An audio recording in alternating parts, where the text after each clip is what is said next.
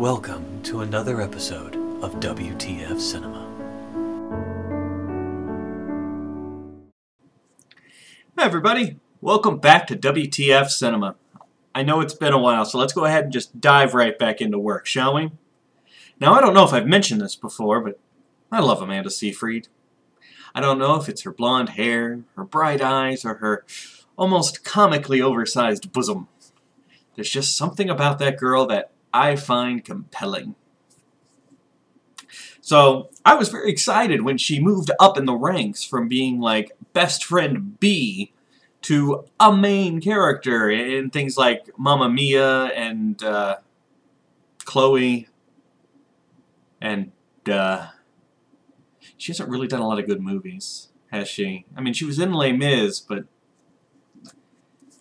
the point is, she's a recognizable name at this point. She has been in some big budget movies. So when I was in Walmart the other day, and I saw this movie sitting on the shelf that came out last year, starring Amanda Seyfried, with a decent budget, that I'd never heard of, I knew it had to be good. This is Gone. We open with my woman Amanda taking a nice stroll through the woods while some creepy and wistful music lets us know that everything's not as cheerful as it may appear. After a couple minutes of watching Amanda hike through the woods, our story can finally begin. I hope. Nope, now it's a couple minutes of her driving through the woods. Yeah, this is what I signed up for. This is what I came here for, man. This movie knows exactly where its money's gonna be made for... Wait, you put Amanda Seyfried in a shower scene and we don't get to see anything? You and I aren't gonna get along very well, movie. In a nice sisterly exchange, we're quickly told that Amanda is crazy and her sister is a recovering alcoholic. Now, the sister's alcoholism is brought up a couple times throughout the movie, but it never leads to anything and nothing ever comes of it. It's like instead of actually giving this character some depth, they just slapped this label on her and hoped that we as the audience would apply depth to her. Now, throughout the course of the film, Amanda's backstory is slowly teased out. So I'm going to go ahead and give it to you all here so that you can understand what the hell's going on. See, about a year ago, Amanda was abducted by a serial killer and thrown into a Silence of the Lambs-style pit out in a state park. There, she was surrounded by the bodies of all the other killer's victims. When the killer came down to kill her, she managed to escape by breaking off a victim's femur bone and stabbing him with it. And she got away. She ran to the cops, told them her story, and they do not believe her. And now everybody assumes she's crazy. So, Amanda's got some issues. And now our story can properly begin. A word of advice for the people making this movie. Taking a long time to do something isn't the same thing as building tension. At the end of the night shift at some greasy spoon, Amanda is talking to her friend Deborah Morgan here and insists on walking her to her car for her own safety. Deborah says it's not necessary. Amanda insists even further, and that's when Deborah just goes, beep beep, that's my car, right there in the window, right next to the door. I'll be okay. And Amanda begrudgingly lets her go. And then Amanda proceeds to walk halfway across town on her own in the dark to the car. Yeah, this is a girl who has safety concerns because she was abducted by a serial killer. How come one of the employees, Deborah, gets to park right in front of the place, and Amanda decides to park a 10-minute walk away at night in the dark? Also, for the record, I've worked a graveyard shift. Most graveyard shifts aren't over till the sun comes up. Just saying. We're now about 14 minutes into this movie. Feels like we've been here for about 14 days. But something is finally about to actually happen. Amanda's sister is missing! She starts looking everywhere for her sister, including the laundry basket and dresser drawers. Amanda, honey, I don't think your sister's going to be in the drawer. After digging around the house, she manages to find a few minor clues that lead her to the conclusion that the serial killer has returned and abducted her sister. So she grabs up her case file that she herself has been compiling of possible victims and motives and all sorts of other things that we never really see, and she storms off to the police. Can I point out, and I didn't show you the little sequences of this because I thought it didn't matter, but she's got 3 locks on the front door that she unlocked when she came home. No sign of forced entry. So it was really nice of the serial killer to unlock all 3 locks, abduct the sister, and lock all 3 locks back behind him. At a certain point, when she's talking to the police, she even says, "We don't know how the serial killer managed to get in to abduct me without breaking and entering, and I don't know how he did it with my sister either." Sounds like a good mystery, right? Who is this guy? How does he know them? No, we'll never find out. I mean, we find out who the killer is, but we never find out how he got keys to the house, either house. The cops, of course, refuse to believe her. See, cops never believe you if you say, "I've been abducted," or "my sister was abducted." It's just the way cops work. They got more important things to do. I find it absolutely amazing throughout this entire movie how the cops refuse to acknowledge she could even possibly be correct.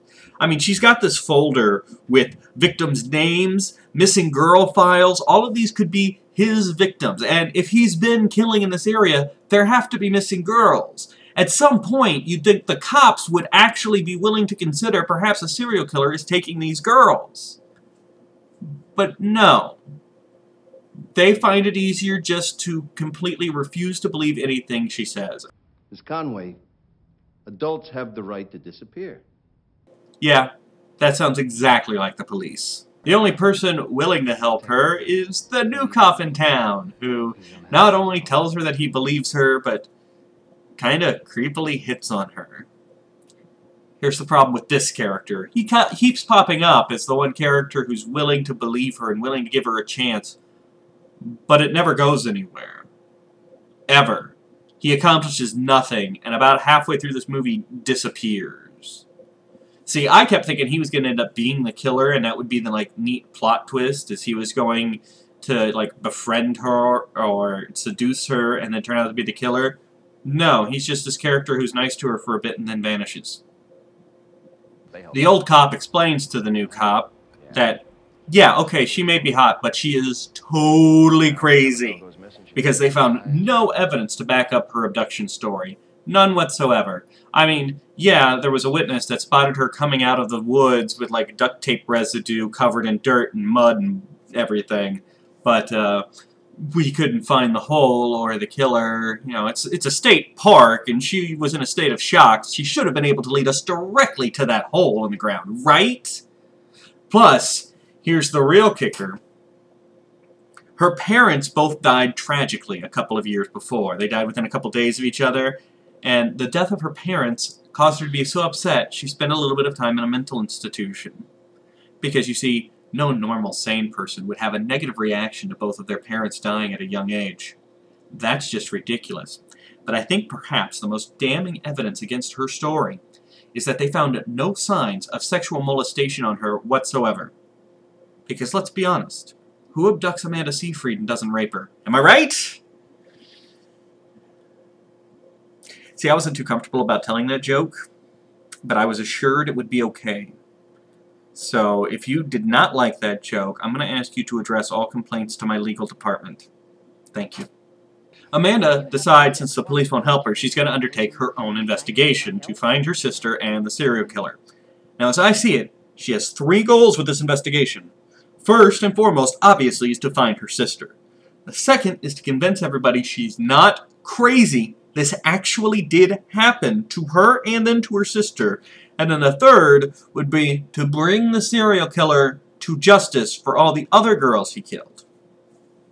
Let's see how well she does. She's going to fail number 2 pretty quickly in terms of trying to convince the police that she's not crazy, because everybody she talks to in this film, I mean everybody, she comes up with a completely different story as to what she's looking for and why. I mean, she goes up to this first guy, and instead of saying, "Hey, my sister was abducted in the middle of the night, did you see anything last night?" she says, "My bike was stolen last night, did you see anything?" Later, she's talking about missing her grandfather and this guy he was with. She never tells the same story twice. It changes her name constantly, and I can't help but think that if the police, for any reason, decided to follow up on the process that she's been going through, they're going to hear all of these different stories she's been spouting and go, oh my god, she is crazy. She has multiple personality disorder or something. Plus, I'm sorry, but if you came to my door and was like, knock, knock, knock, hey, did you see anything last night? My bike was stolen. I'm not near as likely to help you as knock, knock, knock. I think my sister has been abducted. Please, did you see anything unusual last night? That second one's going to get a lot more help from me. I'm not going to bore you with the details of her investigation, which comprise most of this film. Suffice to say, just like in real life, every clue she finds leads her to exactly one other clue. There is one dead end in the movie. Oh my gosh. But luckily she already had the other clue to follow up on. So the entire investigation goes like this. There's one hiccup, and then it's just a straight line trying to find this killer. I don't know why she's not a cop. This is the most poorly lit locksmith shop I've ever seen in my life. I mean, I guess it's supposed to add to the ambiance of the film, but I can't help but feel like they just couldn't afford light bulbs. The first suspect interview does not go well, and she ends up having to pull a gun on the guy just so she can get away. What are you talking about? Yeah, Amanda Seyfried is a registered crazy person who was involuntarily committed to a psycho ward. She has an illegal firearm. No, we're not going to turn this into a talk on gun regulations.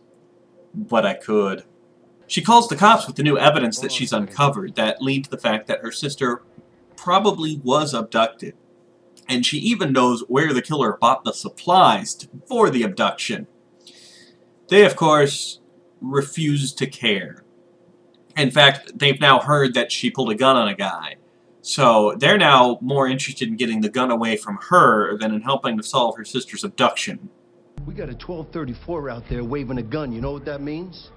If she drops someone, it's on us for wrongful death. Yeah, I thought that sounded absurd. So I actually checked with a lawyer. Took me like 5 minutes to ask a question of a lawyer. And turns out the police are not responsible for the actions a criminal may commit before they can catch said criminal. Shocking, I know. In addition to that, the police, being a municipal authority, do enjoy a certain amount of sovereign immunity. Basically, the police department will not and cannot be sued if Amanda kills somebody, because they're trying to stop her, which is their job. It's not their fault that a criminal commits a criminal act. Otherwise, we could sue the police for every crime that occurs because they weren't there at the time. This element was added to the movie to add tension and because it sounded cool, I suppose. Because now she's hot on the trail of the killer, but the cops are on her trail. Except that's not how our legal system works. Kind of an important part in a crime drama that you get the law correct. I love this scene. The APB comes out over the radio to find Amanda in her car, and these cops actually are paying attention. They're writing it down and looking as she drives right past them. So in addition to being jerks, the police in this universe are all incompetent as well. But 2 minutes later, they do happen to notice the vehicle sitting in a parking lot surrounded by other cars. See the cop driving? Catches it out of the corner of his eye. Hey, isn't that the car that we were told to be on the lookout for? I mean, it looks just like the one that just drove past us 2 minutes ago, but I think that's it. It is! Call for backup! 2 minutes went by. In film time and real time, 2 minutes passed between her driving past the cops, parking the car, and the cops discovering the parked car. I don't know what the point of the scene of her driving past them was. Because obviously they can't be incompetent because they caught this one car in a parking lot full of cars. So clearly they know what they're doing with their job, except when it drove right in front of them, they didn't see it. Also, the homicide detectives, all of them, and the entire city are on the lookout for Amanda and her gun. I mean, it is an all-points bulletin. It is every cop in the city is desperate to find this girl. So I called a cop. First I called a lawyer, and then I called a cop. And I asked him if this seemed right to him. And he told me that no. If something like this did happen, an all-points bulletin would go out. Hey, be on the lookout for this girl. And then cops would go about their normal business, and if they saw the girl, they'd try to get it. Because it turns out Police have more important things to do than look for a single illegal gun. I'm not saying that they don't want to get illegal guns off the street. I'm just saying that they're not going to stop all crime all crime fighting in the entire city to try to get one gun. The homicide detectives are going to focus on murder investigations. The beat cops will keep an eye out for the gun. That's how police work. Although he did say that, of course, the movie had to get it wrong, because otherwise it wouldn't be interesting. With the cops hot on her trail, Amanda has to hide in the bathroom of a hardware store. But luckily, she knows that all movie bathrooms have to have a window that you can escape from. I don't remember the last time I was in a bathroom that had a window, let alone one that could open. I call bull on this anyway, because there's no way Amanda Seyfried's boobs could fit through that window. Amanda is desperately trying to escape from the police, and I'm sure it's dramatic, but all I can picture is this.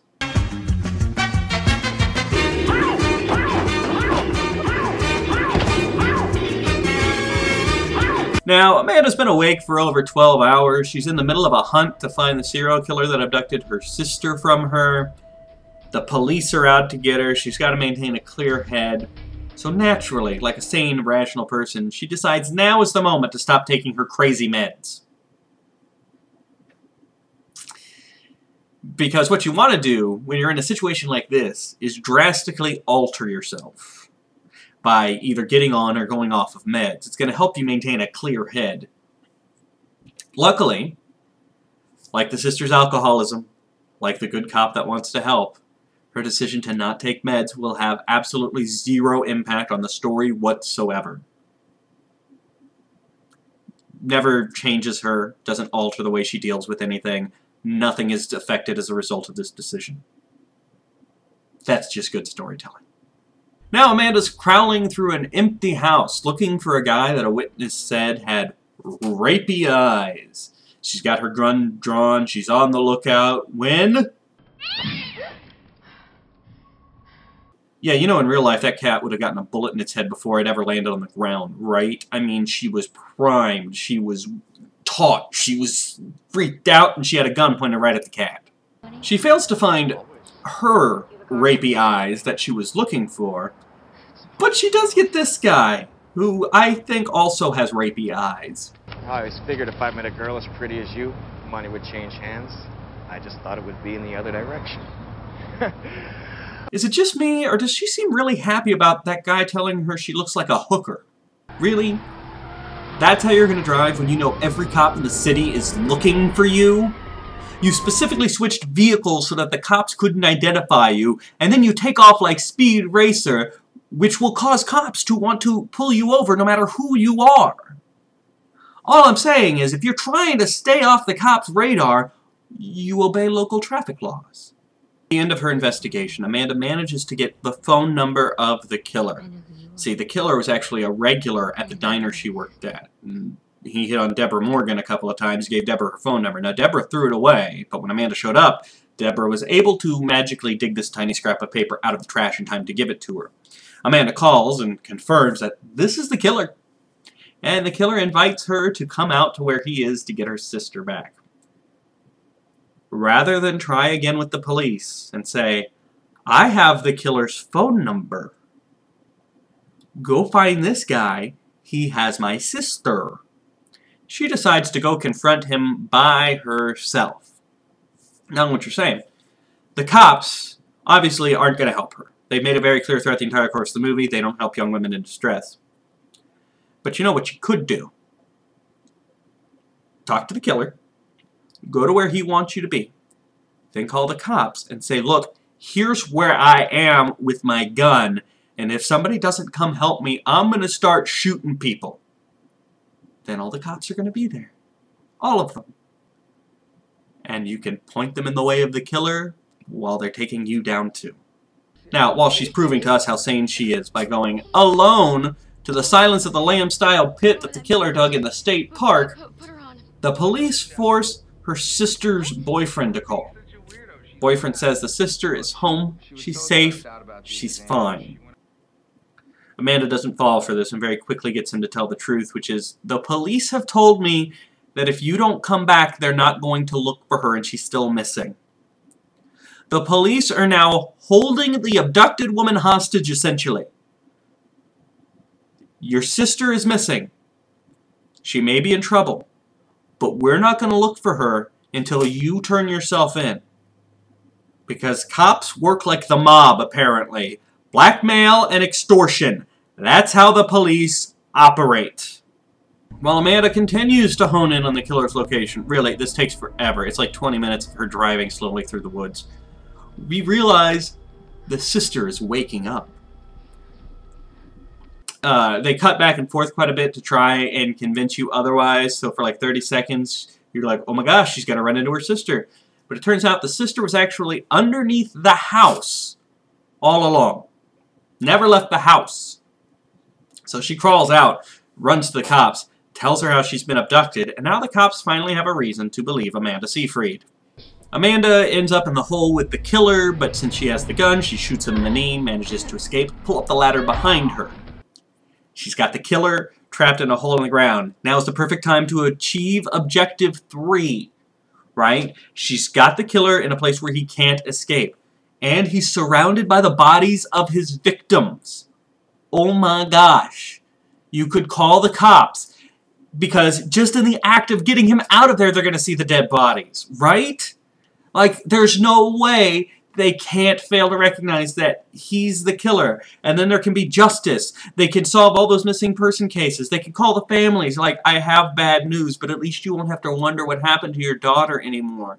They can find out the guy's motivation. Why is he doing this?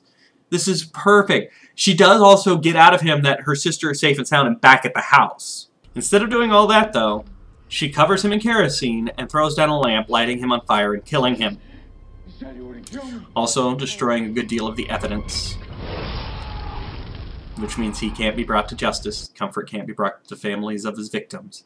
And she has failed. Goal number 3. There were 3 goals I said she had in this movie. 1 was to get her sister. Except it turns out her sister was under the house the whole time with drugs that would wear off, and she got out on her own. So Amanda had nothing to do with rescuing her sister. 2 was proving she wasn't crazy. Not even close. At no point did she act like a sane and rational person in this film. 3, bringing the killer to justice. No. In fact, she's made it hard to prove that there was a killer at all. Because now if the cops ever do find this place, what they're going to find is a pit full of burned bodies. One of whom could just be another victim of this killer. Good job, Amanda. Good job.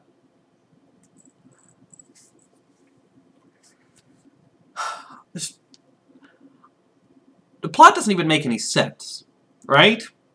The serial killer knows she works the night shift and abducts her sister to trick her into tracking him down so he can get the one that got away. That's the serial killer's plan.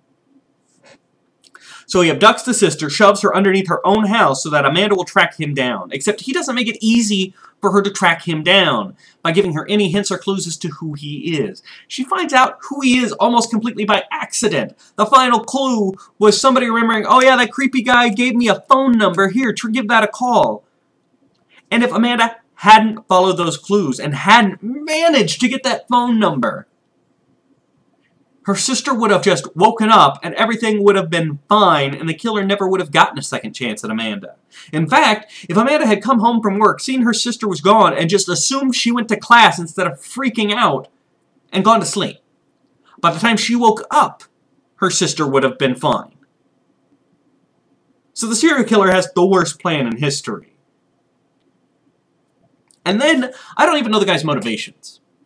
Why is he abducting these women, putting them in a hole for a couple of days, and then killing them? I mean, in Silence of the Lambs, he was putting them in a hole for a couple of days to loosen up their skin so he could make a skin suit. He's abducting young women, not molesting them in any way, shape, or form, just having them in the hole for a little while, and then murdering them. I need more information than that. And lastly, the guy's a serial killer, right? He abducts young women, puts them in a hole. We've established this. Why didn't he actually abduct the sister? Why did he fake abduct the sister? Because he could have abducted the sister, thrown her in the hole, waited for Amanda to find it. That way you don't have that same time limit, and eventually Amanda might have found you, or you could have dropped more hints if she wasn't finding you. Throw Amanda in the hole, now you got two sisters in the hole, kill them both! You're a serial killer. This is what you do! You kill women! Why not Amanda's sister? Was she just not good enough? Was it the alcoholism? Oh my gosh, it was that she used to be an alcoholic, isn't it? I'm so glad I came back to doing these. I'll see you next time. Thank you for watching WTF Cinema. Until next time, what the f***, man? Here we go. For realsies. I saw you flash, and I do not appreciate that. Because that is a long rant.